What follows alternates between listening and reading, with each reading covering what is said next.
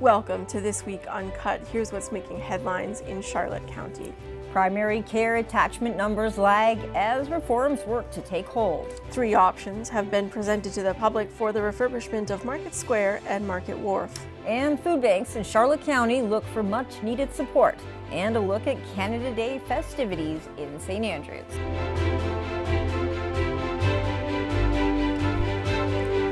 I'm Nathalie Sturgeon. And I'm Vicki Hogarth. So we begin this week in St. Andrews, Yeah. where we got a long-awaited presentation of some options for Market Wharf and Market Square, my favorite St. Andrews saga. Well, what was really exciting about this time around, and I know that it's been ongoing for coverage here at CHCO and the Courier, but it was great to see so many members of the public come out for an open house right here at the W.C. O'Neill Arena in the dining room with Fundy Engineering present to walk people through the options. It wasn't a formal presentation. I think some people were expecting maybe to sit down and have that happen, but it was really come see the options yourself, take a look. If you have questions, ask them right individually with an engineer in front of you, or the town council was there as well, the town council elect, I should say, because we are having the swearing in ceremony Monday, July 6th. Yeah, it was interesting to see how many people showed up, and I think that's a reflection of the previous experience that the town had. People are engaged now. They want to know what this is going to look like. I do think that Fundy Engineering has done a great job presenting the options and making it look to the best of their ability like what it is actually going to look like and what the options might mean. And there are several options, 3 in total. One that involves no infill whatsoever. It maintains the current structure and square footage of Market Square, but it redoes the seawall and adds a little bit of either wood cribbing or ready rock along the side of the wharf to shore up that part that is currently under a weight restriction. And that's option 3. That's the option last 3. option, yeah. Option 2 is a midfield option. It does expand Market Square, but not super extended. I would say probably 5 meters. And again, that seawall gets repaired with either wood cribbing or ready rock, and I'll explain the difference between the two of those in a minute. And then the third option extends Market Wharf all the way out to the day adventure side. So they would be matching in parallel to each other. So and again, ready rock or wood cribbing. So there's 3 options there. They did put some armor stone into the options just to give people maybe that option if they do want to see some rock on the bottom.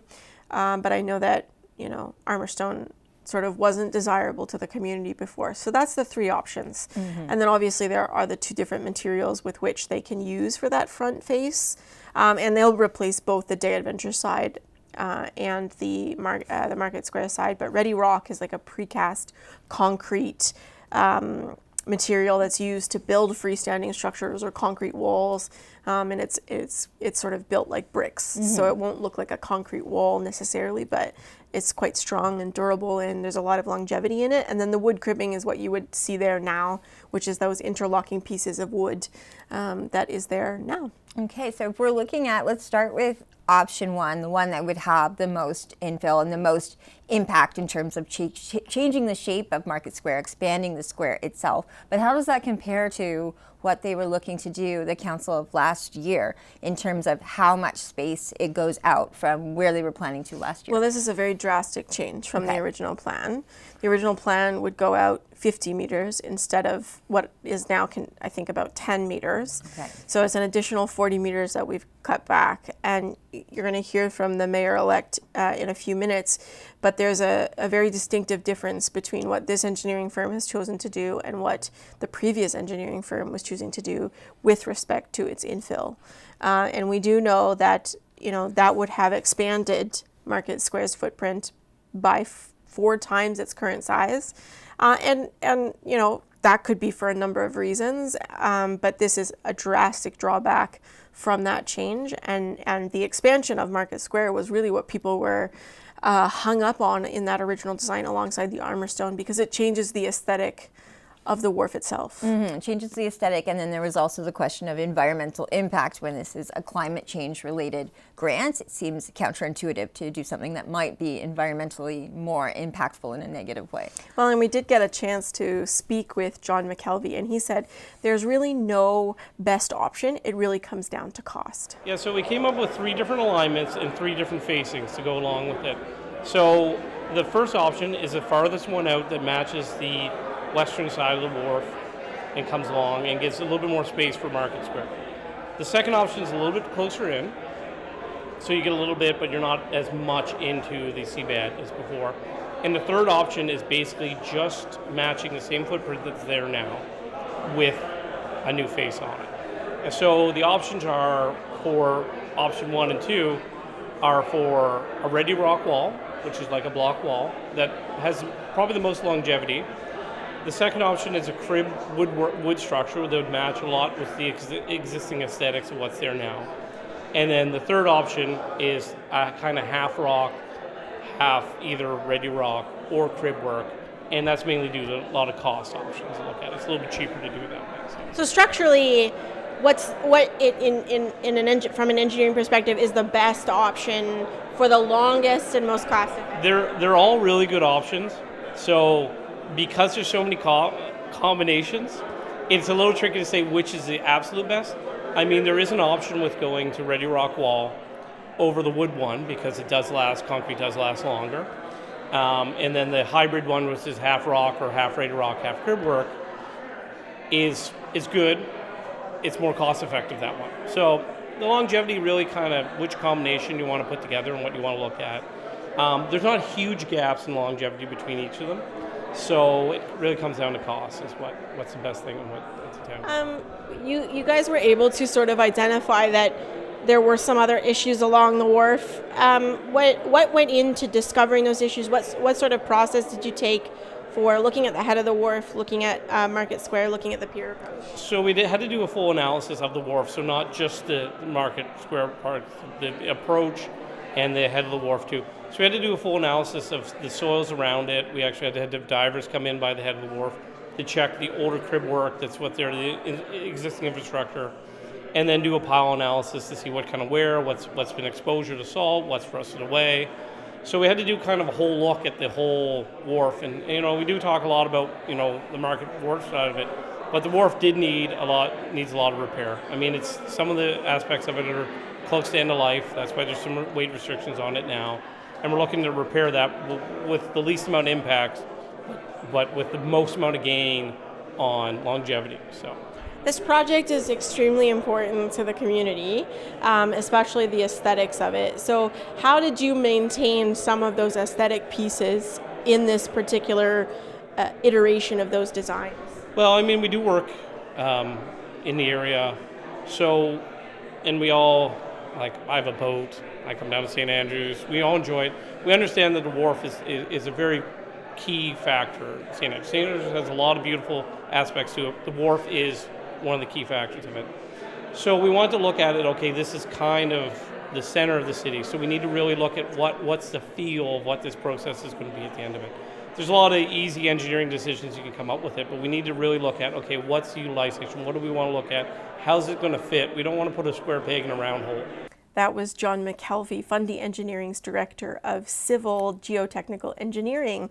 So you heard him there talk a little bit about the options, about how they arrived at those options, and sort of what they're going to do next, which is bring some of the feedback back to council, maybe incorporate some things. This is far from over, and there will be more meetings in the future, as I'm sure the public will be eager to attend. And I've had nice conversations with different people in the public, even people who wanted the wharf design from last year, saying Fundy Engineering really is specialist in wharfs, as you hear from McKelvey as well. He has a boat, he loves this wharf, he visits St. Andrews all the time, so it's nice to hear that he has that familiarity with this area specifically too, and what it means to residents. Well, and in doing research about Fundy Engineering, I've discovered that they've handled a few few projects in Charlotte County. They did the geotechnical and civil engineering for the decommissioning of the Milltown Dam, which you would be very familiar with. You're working on a project on that, and the geotechnical engineering for the Kira Amphitheater. So they know this area. They were also involved in the dredging of Market Slip, which is part of Market Square in St. John. Not to confuse anybody, but they're both named the same thing. And a very celebrated design, I should say. Absolutely. Big hit in St. John. Yeah, they hit it out of the park with that design. All of the parties that were involved in that. There's a skating rink in the winter. There's a nice amphitheater there as well. The businesses along the boardwalk got this state-of-the-art sort of enclosed patio space to help them drive economy 12 months of the year. It was really well done. There's, and then they extended what's called the Harbor Passage, which is like a similar to what we might call the Van Horn Trails here, but it walks along the edge of the harbor. And so they were able to extend that down past these new condos that are being built right beside it on the previous Coast Guard building.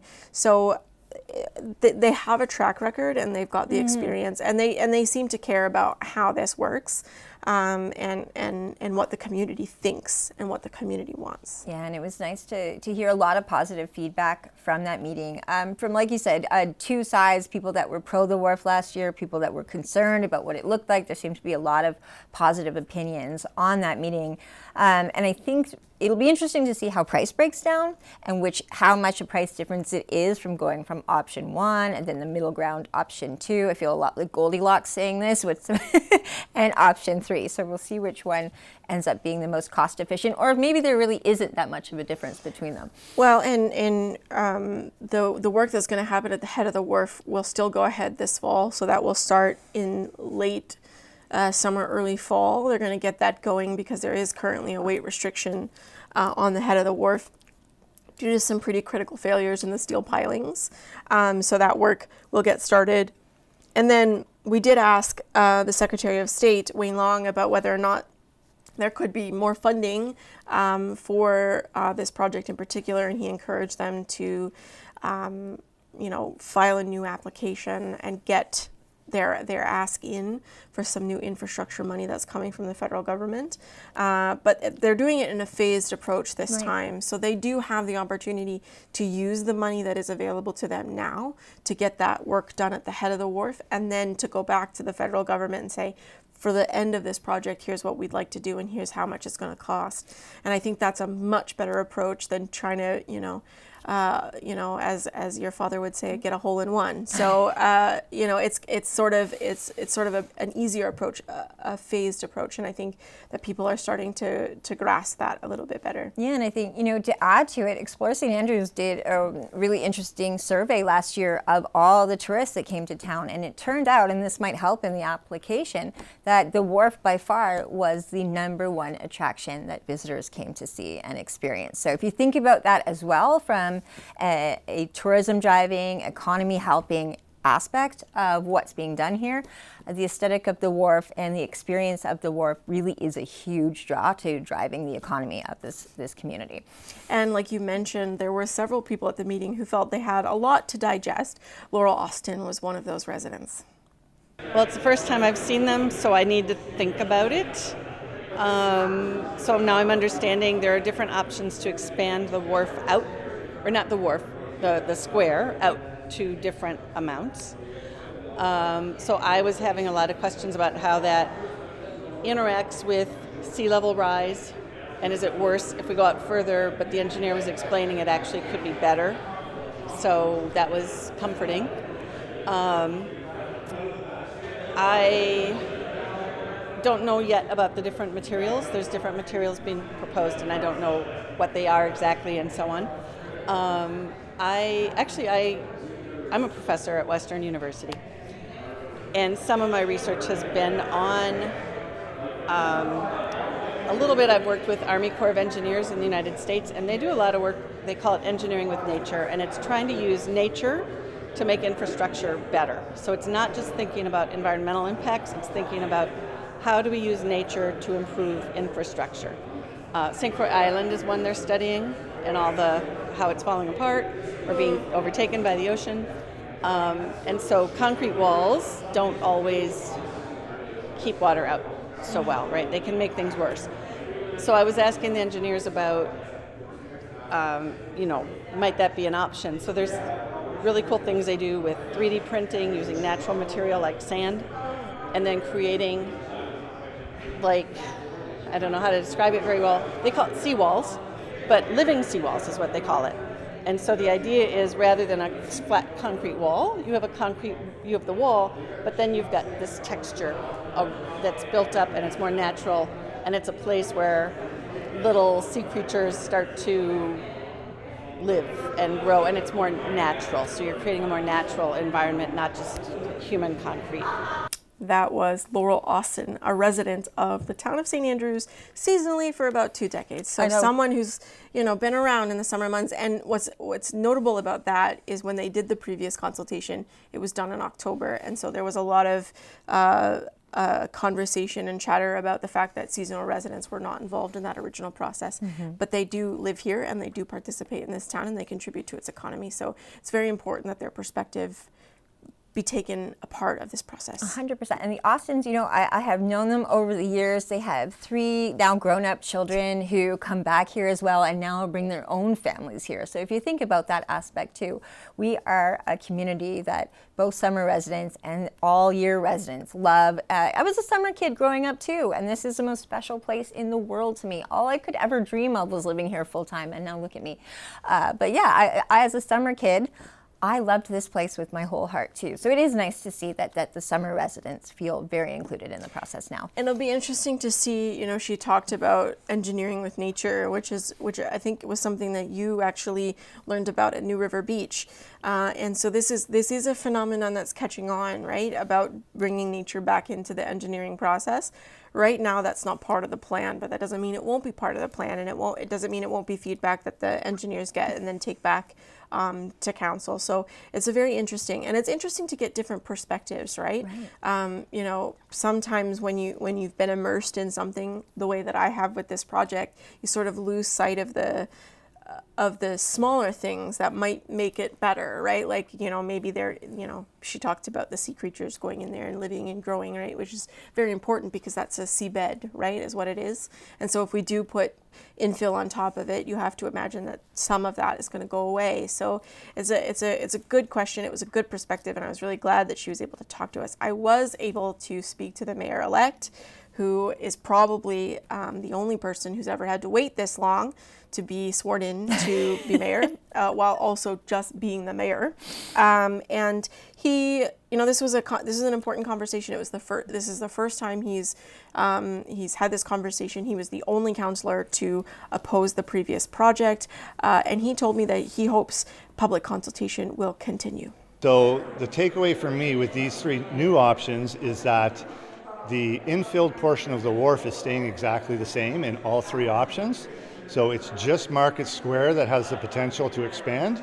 So with those options, the farther out we come, the more expensive it gets. Now, mind you, it's not a huge difference between the costs between options, say 3, which is leaving it where it is, and option 1, which is taking it out to meet the day adventure side. So. What was different about this engineering firm? I did an interview with one of them, and they sort of seem to care about what this looks like and what's different about this engineering.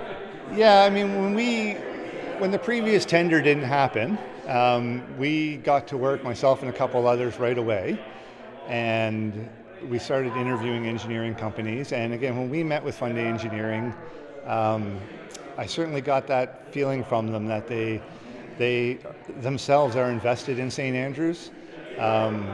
Both Gord and John are avid sailors. They have visited St. Andrews frequently. They are very familiar with our wharf, the needs of the wharf. They have done this sort of work in other places. So, we got that feeling from them immediately that they really sort of understood a bit more of the public's appeal to the wharf and what it is they're looking for. And I think they showed that in the designs that they're presented.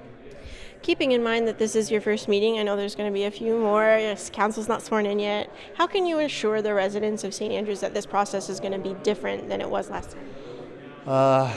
Well, basically all I can do is keep having these public meetings. So we certainly want to be out in front of it.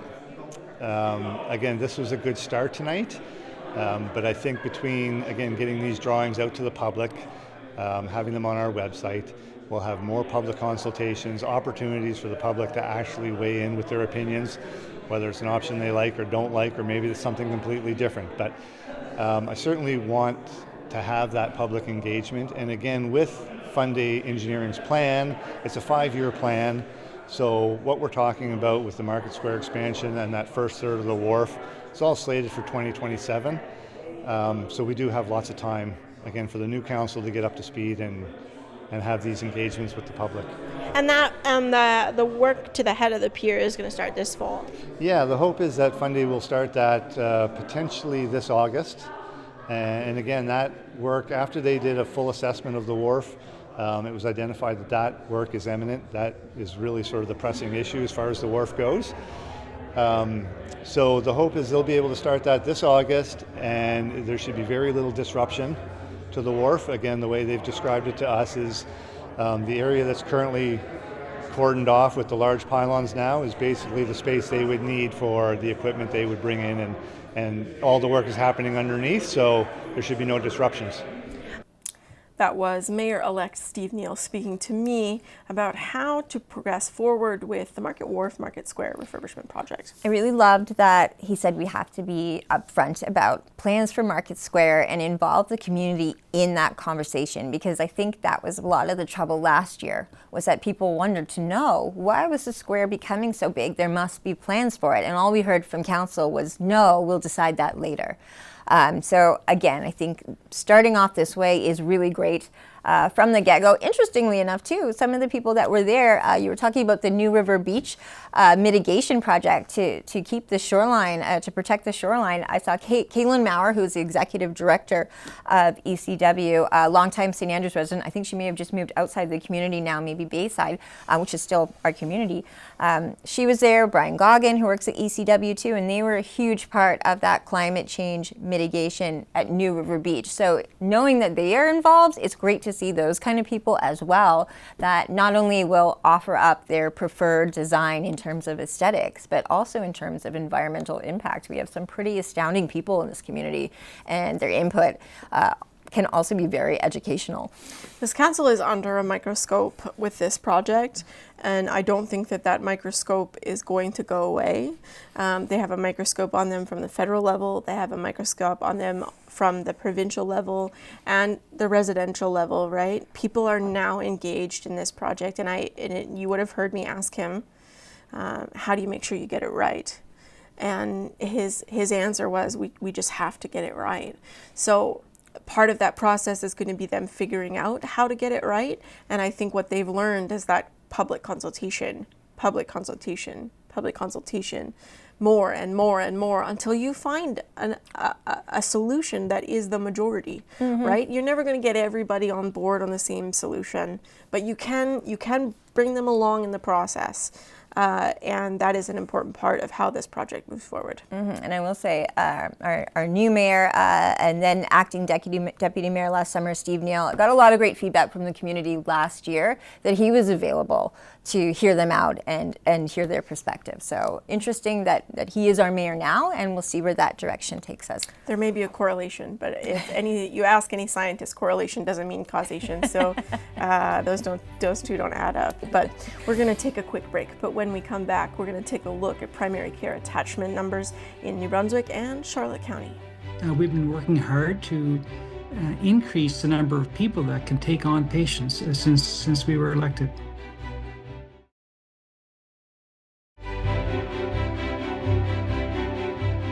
Welcome back to This Week Uncut. I'm Vicki Hogarth. And I'm Nathalie Sturgeon.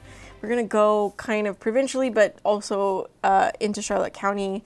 The New Brunswick Health Council recently released a survey kind of keeping tabs on primary care attachment, and it isn't what I think the government was hoping. There's actually a decrease in the number of people who are attached to a primary care provider from 77 to 73%, and only 1 in 3 patients can get a timely access appointment, which means within 5 days of requesting that appointment. Wow, I didn't realize, first of all, that timely access was within 5 days. Because when I look at my own, it usually takes at least a month to get an appointment with my family doctor. So interesting that it should be. That's the goal. I would like that goal too, to be part of my own life on a selfish level. Yeah, I mean, when it takes time for you to see a doctor for a particular issue, that issue is going to get worse in that time. And so the government has made it a point to say it's not just enough to get people attached. They have to be able to see their doctor, because a lot of people who get attached will often wait months for an appointment. And, you know, there's a lot of chronic illness in New Brunswick, right? And so people need prescriptions. This is an aging population as well, which is why this is all contributing. This is a bottleneck that's sort of been created over many, many, many years. And so now the pressure has ballooned at that bottleneck and people are flying out the top. So why it's important to keep measuring these things is because there has been such a significant investment in collaborative care. And you know, the question the Premier will always get is, when are New Brunswickers going to notice a difference? Yes. And she hasn't been able to say that yet. Well, I'm hoping that we are able to get another perspective this week, because we are launching a new segment. It's really a new part of a show on CHCO with our former Chief Medical Officer of Health, Dr. Russell, who is now the Executive Director of the Institute for Population Health at the University of New Brunswick. So really what that will do is look at things like this, like where we're going with healthcare in New Brunswick, because they're all about upstream prevention, but in a data collecting kind of way. So we'll be able to get her perspective on when she maybe thinks we will see that impacting health in a positive way. But right now it seems like a lot of launches of new collaborative care clinics, and we're still waiting to see how is this going to make us a healthier New Brunswick. And that, interestingly enough, is the topic of Dr. Russell's first segment, is how healthy is New Brunswick really? So we will let you know when that comes out. I'm really excited because from her perspective, she's going to bring all that data to us, and that'll factor into the launch of the collaborative care clinics and how they're making out, how they really are impacting, because obviously that's the ultimate goal. Yeah, and so according to Horizon Health Network, which would be the regional health authority that sort of has jurisdiction over Charlotte County, 13,719 patients have been attached through 16 collaborative care clinics that have been established. 11 of those are in their geographical area. And currently there are 3 collaborative care clinics, 1 in Blacks Harbour, 1 in St. Andrews, and 1 in St. Stephen. Now, we all know that the St. Stephen clinic is not progressing the way that the Premier would like, that the Minister would like. Certainly it's slow because they've had to go out and purchase a building, turn that building from a grocery store into a health clinic. So that's a big feat. So they're looking at January of 2027. And so I was able to speak with Stéphane Robichaud with the New Brunswick Health Council about his reaction to the survey results via Zoom. Take a listen. So there's really 2 important elements to understanding that perspective.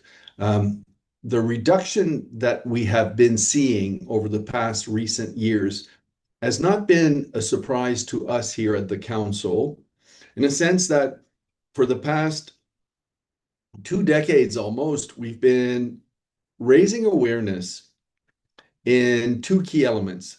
Number 1, there's a growing proportion of people with increased frailty, many chronic conditions and so forth, and that would be increasing pressures on the health system, and that does include primary care and primary care providers.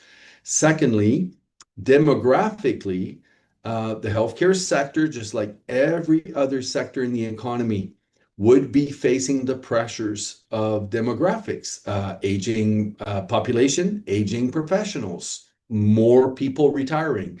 So in many ways, what we've been witnessing in the last few years has not been a surprise because we could see that these pressures were mounting. We could see that there was a need to reorganize how we were doing things. So from that perspective, it is not a surprise. Secondly, there have been changes in very recent times. So for the past year and a half, 2 years, both RHAs have been increasing efforts on primary care, recruitment, how they organized, and the government has announced a new agreement. But that agreement has come into play in April of this year. So we did not expect that when we surveyed, that the impact of those measures would be reflected in those results. So those are the two key elements here. It's the timing of what's happening on one hand, that we did not, if anything, what we've seen in recent years is the efforts, particularly on the part of the RHAs, has perhaps mitigated somewhat the negative trend that we've been seeing. So it's been helpful. We've seen that recruitment efforts have been positive. We've increased the number of physicians. So that's helpful. But this recent agreement is really about how we reorganize primary care, and we're still at the very early stages of that. Stefan also spoke to 2 regions that are experiencing greater challenges with attracting primary care providers. Geographically, we're seeing that the Zone 3, which is around Fredericton, and Zone 7, which is Miramichi, are having more issues around attachment than other parts of the province.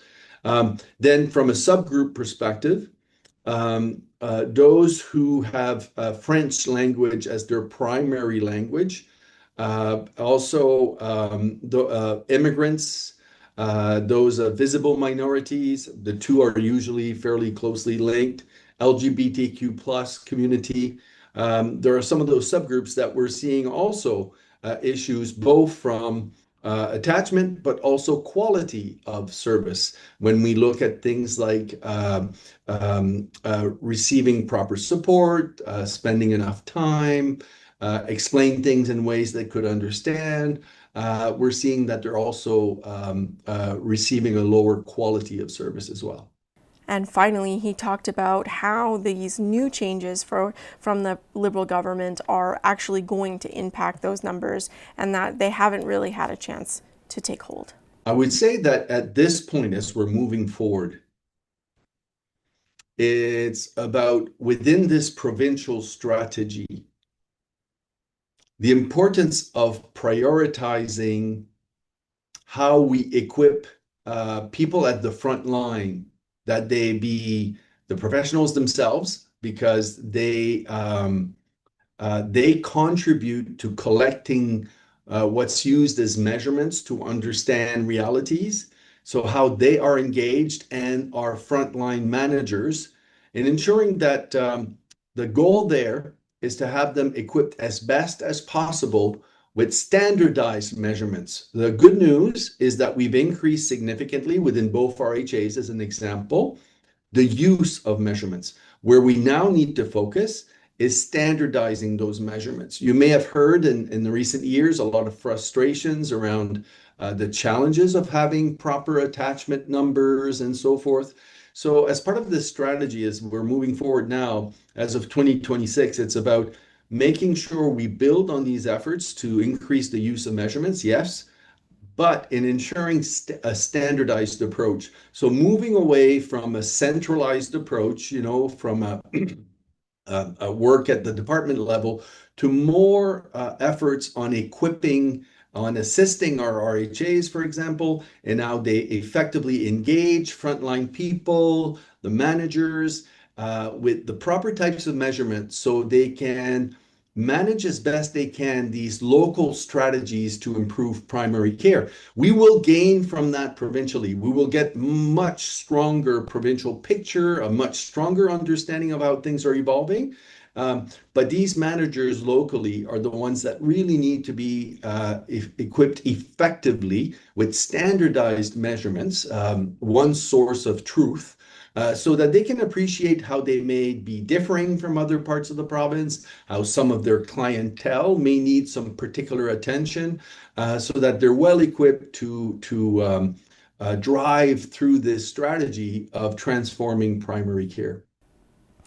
That was Stéphane Robichaud with the New Brunswick Health Council speaking to me about the primary care attachment survey. Yeah, well, we know that the idea of the collaborative care clinics is exactly that it is an upstream preventative model. So I think maybe at times we might be eager to see numbers change overnight. It's just a question of when, like you said, and we don't really have a timeline for that. Yeah, and there is, I will note that there is a progress tracker that has been launched by Horizon Health Network, and you can go down and you can look at specific clinics, including the one that you may be attached to or waiting to be attached to. Blacks Harbour is currently not accepting any new patients off the wait list, but both St. Stephen and St. Andrews are doing that, although St. Stephen is constrained by space, and so that will be a very slow progress. I was also able to talk to the minister about this, because really at the end of the day, he's the one that's the most answerable to whether or not these numbers are what he was expecting, not expecting, what the Premier wants, what he wants. And he said it was concerning, and he said he was disappointed by the results of the primary care attachment survey. So, as you know, the survey was first reported in gross terms in January of this year, and it covered a period of time in late 2024. So it's concerning. I would rather have seen an increased number of New Brunswickers that could say that they had an attachment to a family doctor or a nurse practitioner. So the news is disappointing, but I think we need to put it in context. We've been working hard to increase the number of people that can take on patients since we were elected. And the tide doesn't turn overnight or on the moment. And so we have spoken to primary care providers, people that are interested in providing primary care. We devised a strategy that would give better, more cooperative care. We did this early in our mandate. And then we started to talk to nurse practitioners and family doctors about their interest in participating in, I'll say, collaborative care clinics. And there was a very high degree of interest. There was some flexibility that we brought into the plan to allow both family doctors and fee-for-service doctors to participate. And that accumulated in a contract that we negotiated with the Medical Society that provided appropriate pay for collaborative care. And this was only signed in April of this year. So it does take time for us to devise a plan, for us to put the tools in place, and for that to start to yield results.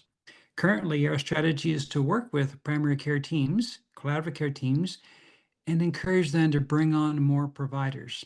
It's not enough to say to our current group of physicians, just work harder. We need to encourage them to shop it, to speak with colleagues throughout Canada, the US, internationally, and as well new medical school graduates, so that they can be part of the workforce here in New Brunswick. Dr. Dornan spoke about how digitization of patient records will help streamline primary care attachment. Well, Nathalie, that's an extremely important point. In the past, we did not have that data.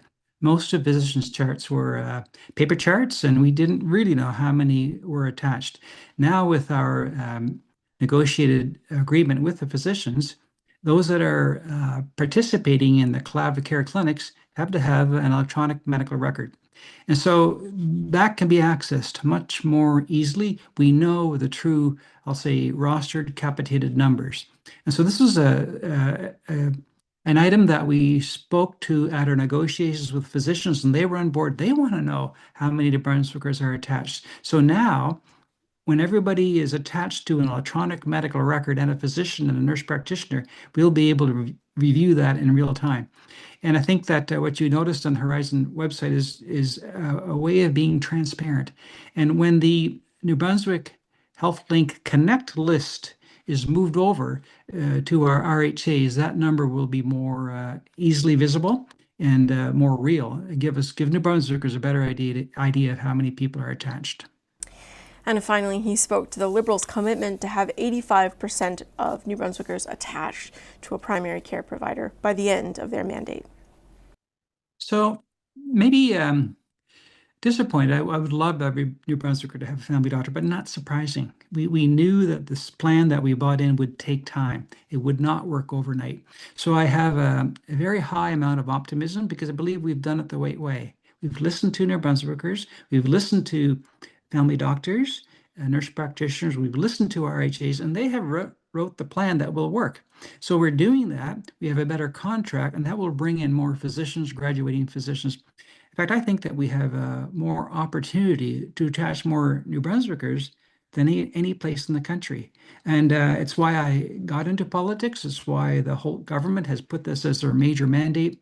And we have no reason to not be optimistic at this point.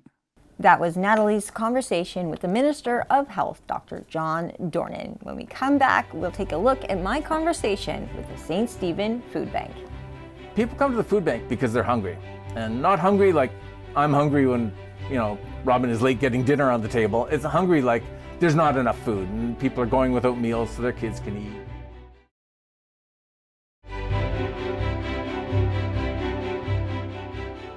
Welcome back to This Week Uncut. I'm Nathalie Sturgeon. And I'm Vicki Hogarth. So recently I had Stan Ogue into the studio to sit down with me on Southwest Magazine for an episode about the St. Stephen Food Bank. Now, Stan is a volunteer. He hasn't even been a volunteer that long, recently relocating to New Brunswick, but he was impressed immediately by not only the group of volunteers that are there, but Emily Muir and her leadership along with Lori at the food bank and how much work they do to feed not only people in the St. Stephen area, but we're talking out in the Ridges, all across Charlotte County. They have a huge number of people that they provide food to, and that just isn't quite St. Stephen. I think that's the way some people think about it. So really, some of the purpose of the show is to get that out there to Charlotte County as a whole. So as a group, we can feel inspired to give maybe $5 a month, anything, so that they can have a regular income that they can depend on because they don't have regular funding. And I think that's a really important thing to stress. They've had to go down from being open 3 days a week to 2,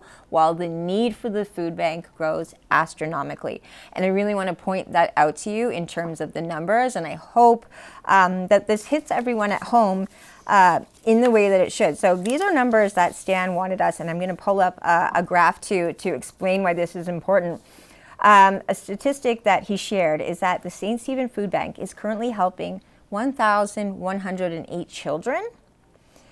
And this number is also interesting, 416 seniors. And if you look at that graph, it shows you that the children and seniors are consistently growing in terms of the large group that they share. Normally it's adults, and that is the main portion of the food bank in terms of usage. But now we're seeing this group of children and seniors grow, and that speaks to the times that we're living in when regular people now are having a hard time just paying their rent. So food, Stan was saying, really becomes sadly secondary to those bills that you have to pay. So we're talking hydro, things that could be shut off. All these bills that in the end, if you're getting threatening letters in the mail, you're not getting that from the grocery store. You're just not eating. So he said there's a lot of 2-income families, maybe both working minimum wage, now finding themselves having to use the food bank. And someone like Stan sees people firsthand, right? He's got a better grasp on what it really is than the average person who maybe is just donating or not donating at all. So he really wanted to share those numbers with the community to speak to the reality of the situation and what's going on and what that means for people at the food bank and the need that they have, and to really paint a picture of what they're going through. Emily Muir, and I think she's so well known in Charlotte County, and if you've ever had the chance to meet her, she is one of the most inspiring people you will ever meet just because of her dedication to the community. But think about what that takes out of her when she doesn't have what she needs to run something so critical. She and Lori both did without pay at Christmas time for 6 weeks just to put their paycheck towards people eating. Now, that's a crazy time of year to also do without your own paycheck when Emily herself has children and people she wants to give a Christmas to. So these numbers, I hope if you're watching at home, really speak to you. So if you are able to donate something regular, monthly, it could be food donations too, but I think from a standpoint of helping out, this is something as a community we really have to take on. And if you are able to give, consider that need right now is also seniors who didn't expect to be in this position at this stage in life, but they're now dealing with things like the cost of gas, the housing crisis, the rising cost of food. And it's a really, really, I think, moment when you look at those numbers that tells you, we've got to rethink all of this as a society. Well, and it is a point of fact that the dollar isn't stretching the way that it used to. And so even people who would have been monthly donors before maybe can't, because that donation is going toward filling the cupboard, right? And Stan is right, really. Eating becomes secondary. If you're not living in a house and you're not, if you don't have heat and you don't have electricity, it's not going to matter if you have food because you can't cook it and you have nowhere to cook it. So that is extremely challenging, and it's not something that's unique to St. Stephen.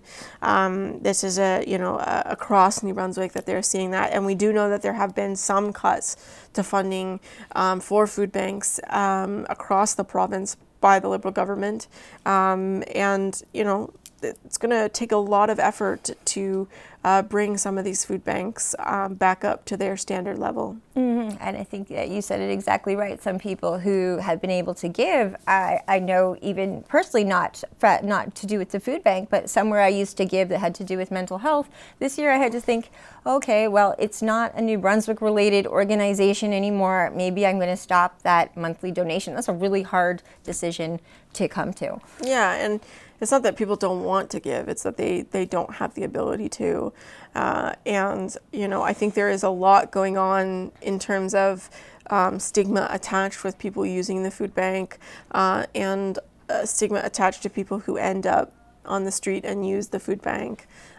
So we need to sort of break down that wall a bit. It is somebody's grandmother that's going to the food bank. It is, maybe your kid's friend who is going to school with your child. Those are the people who are going to the food bank. Your friends, the family of your friend, someone's brother, someone's sister, someone's mother. Those are the people that are using it. So we need to reshape how we think about people who access food banks, because it's not just, they're not going there because they like it. They're going there because it's a point of necessity. And I think what I'd like to stress too is maybe you don't consider yourself in the St. Stephen area and you give to your own food bank. Let's start thinking about St. Stephen as our hub in Charlotte County, because it really is. Think of how many times all of us, no matter where you live, end up in St. Stephen, whether you're going to Service Canada or you're going to the Superstore. We're all in St. Stephen, and this food bank isn't just for St. Stephen, it's for a huge part of Charlotte County. So let's say you're in St. Andrews, where, to be fair, the need isn't quite the same. Maybe consider, if you are a donor to the St. Andrews Food Bank and have the capacity to give to more, to look at the St. Stephen Food Bank. I hope you watch the full episode with Stan Og from the food bank to paint a picture, but we are going to share a portion of that with you now. Here is my interview with, Here is my interview with Stan Og talking about the realities facing the St. Stephen Food Bank at this time. There's homelessness, there's drug addiction, there's drug use in the streets. There's all of these problems and shelters and, there's all of these problems that are out there, and they all have very complex solutions and everything. But the food bank is kind of separate from all of that. And in a way, we catch things that fall through some of the other programs. So if somebody is getting enough assistance in other programs, they don't need food, great, then that's what it is. But when it comes to the food bank, people come to the food bank because they're hungry. And not hungry like I'm hungry when, Robin is late getting dinner on the table. It's hungry like there's not enough food and people are going without meals so their kids can eat and things like that. So the food bank is really just to address that need. And we try and provide enough food. There's a few days of food a month for people. It's not even a lot. There's no government funding, and this is something a lot of people don't understand either. There's no government funding with the food bank at all, and it is strictly community-based. Now, there is food from Feed NB that does come to the food bank. It's probably about 10 to 15% of the food that we need. So it's not a massive amount of food, but it helps. Every bit helps, and it's super appreciated. And that includes, there's just been a new announcement by the provincial government, which is great. There's an extra $9 million being funneled into keeping people from starving and being hungry. And we will get presumably a little bit more food every month or however often it comes. But that $9 million doesn't go to food banks. So everything that we do and the remaining 85% or 90% of the food that we have to buy, we have to look after it. Either comes from people giving it to us or going to the store and buying it. Right. That was my interview with Stan Ogue of the St. Stephen Food Bank. When we come back, we'll take a look at Canada Day festivities in St. Andrews and a look at what's ahead for us next week.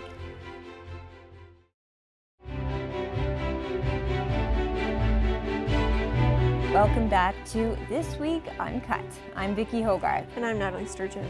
Wow. So, you had me out yesterday in the sun. Yes, I and did. if you're looking at me at home, I'm a color I'm not normally, so...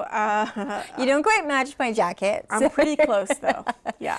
In fairness, the day started off a little what seemed to be, we were grateful that it didn't rain, but it started off cloudy, so we thought we'll be fine out there covering the parade, and I was fine somehow. It's fine. I didn't put sunscreen on, but you and Flo got a bit of a burn. I'm not fine.